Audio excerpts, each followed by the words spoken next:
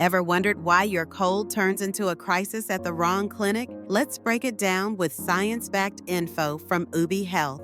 If you have chronic conditions like diabetes or asthma, your primary care provider is your best ally.